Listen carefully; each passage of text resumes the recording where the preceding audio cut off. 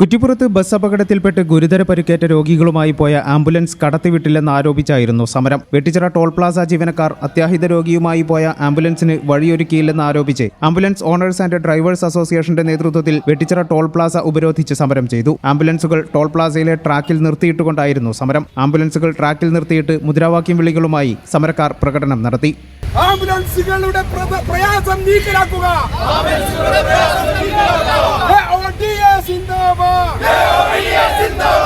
പ്രതിഷേധ സമരം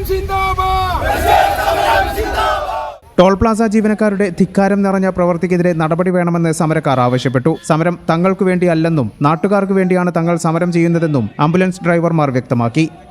ചെറിയ വാഹനങ്ങൾ പോകുന്ന സ്ഥലത്താണ് വലിയ അപ്പൊ അതുകൊണ്ട് ഒരിക്കലും ചെറിയ വാഹനം മാത്രം ഡിപ്പെൻഡ് ചെയ്യാൻ പാടില്ല. വലിയ ആംബുലൻസുകളാണ് ഏറ്റവും കൂടുതൽ എമർജൻസി പോകുന്നത്. ആരുമില്ല ട്രാക്കിൽ നിങ്ങൾക്ക് ഒരിക്കലും കാര്യമില്ല.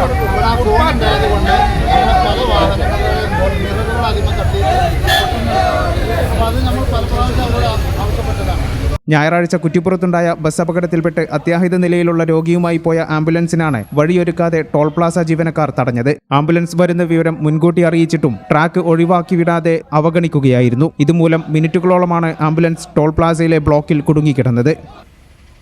ഈ ചാനൽ ന്യൂസ് വെട്ടിച്ചിറ. നിങ്ങൾക്കും സ്വന്തമായി എന്തെങ്കിലും നേടണമെന്ന് ഒരിക്കലെങ്കിലും ചിന്തിച്ചിട്ടില്ലേ? വെറും 6 മാസം കൊണ്ട് ആരോഗ്യ മേഖലയിൽ ജോലി സ്വന്തമാക്കാം. അതിന് ഫീസ് ഒരു തടസ്സമേ ആകില്ല.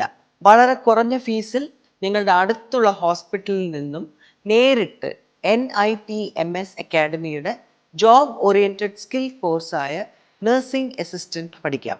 പഠിച്ചിറങ്ങിയ മുഴുവൻ കുട്ടികൾക്കും പ്ലേസ്മെന്റ് കിട്ടിയതുകൊണ്ട് ജോബിന്റെ കാര്യത്തിൽ ഒരു ടെൻഷനും വേണ്ട. +2 ഡിഗ്രി കഴിഞ്ഞ് ആർക്ക് വേണമെങ്കിലും ഈ കോഴ്സിൽ അഡ്മിഷൻ എടുക്കാം. കൂടുതൽ വിവരങ്ങൾക്ക് ഇന്ന് തന്നെ കോൺടാക്ട് ചെയ്യൂ. നിസാർ ഹോസ്പിറ്റൽ, വളാഞ്ചേരി.